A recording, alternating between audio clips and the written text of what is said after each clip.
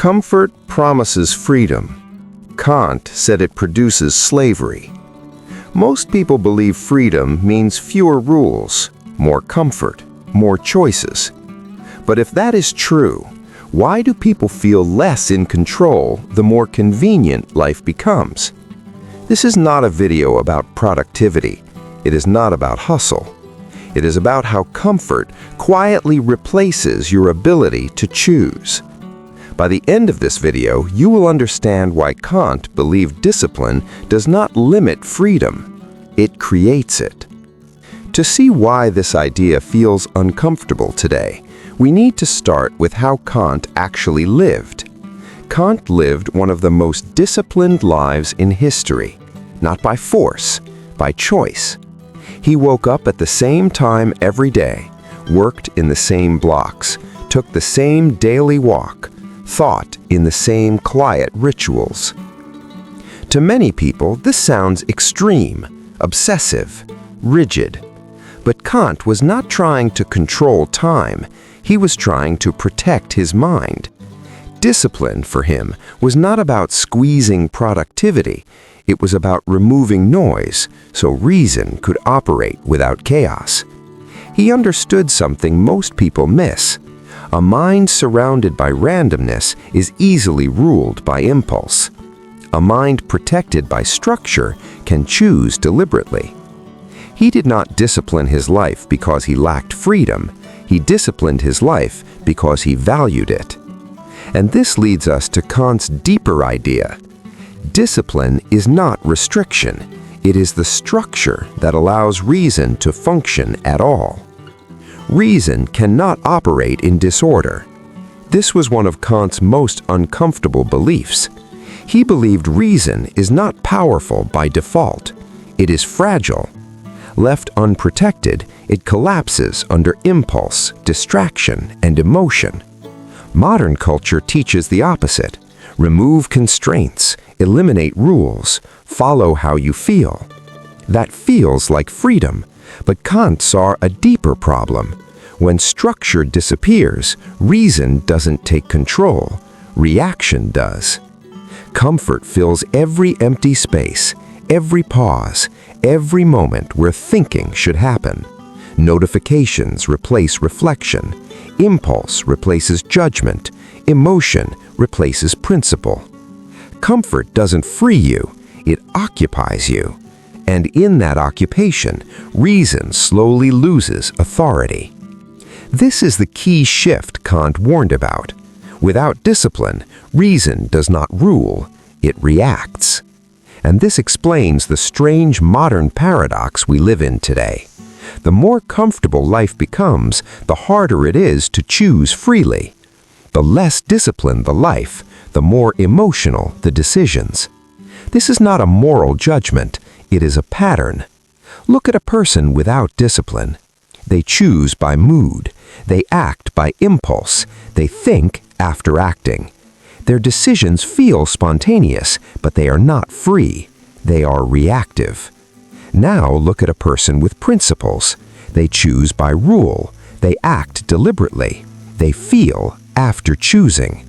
Emotion still exists, but it does not rule. This is the key difference Kant understood. Comfort culture trains us to obey feeling. Hungry? Eat. Bored? Scroll.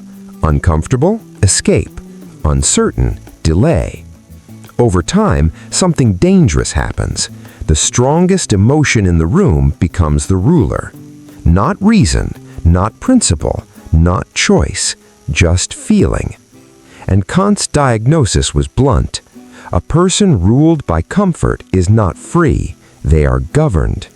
Governed by impulse, governed by mood, governed by whatever feels strongest right now.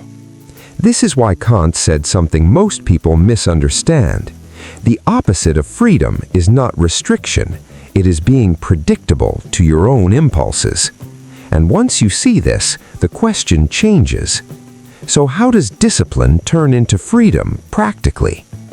Freedom is not doing what you want. Freedom is not needing to. This is where Kant completely breaks modern thinking. For Kant, freedom was never about impulse, it was about authorship. Freedom means acting according to rules you gave yourself, not rules forced from the outside, not chaos rising from the inside. Self-given structure, chosen in advance, protected over time. Here is the key insight. Discipline removes decisions from moments of weakness. When you are tired, you don't decide when to sleep. The rule already exists. When you are distracted, you don't negotiate with attention. The structure holds. When emotions surge, judgment does not collapse, because judgment is protected upstream. This is why Kant lived by strict routines, not because he lacked freedom, but because he refused to let freedom be stolen by fatigue, mood, or impulse. Look at how this works practically. A sleep schedule protects thinking. Work blocks protect attention. Thinking rituals protect judgment. These are not productivity hacks, they are freedom infrastructure. And this leads to the most misunderstood truth about discipline. Discipline does not decide for you. It decides when you decide. You choose in clarity, so you don't have to choose in chaos. And once you understand this, the question becomes obvious. So what would Kant's discipline look like today? Kant didn't optimize his life, he stabilized it. He understood something modern culture ignores. Freedom collapses when the mind is unstable. So Kant built rules, not to improve performance, but to protect judgment. Rule 1. Sleep as moral infrastructure. Kant woke up at the same time every day. No negotiation, no mood check, no exceptions. Why? Because a tired mind cannot be free. When sleep is irregular, reason weakens, impulse strengthens. Discipline here is not self-control, it is self-respect. Rule 2. Work as duty, not motivation. Kant did not wait to feel inspired. He scheduled thinking. Reason, for Kant, was not a mood, it was a responsibility. When you wait for motivation, emotion decides when reason is allowed to speak. Kant reversed that. Reason works best when summoned, not begged, not chased, summoned. Rule 3. Thought discipline.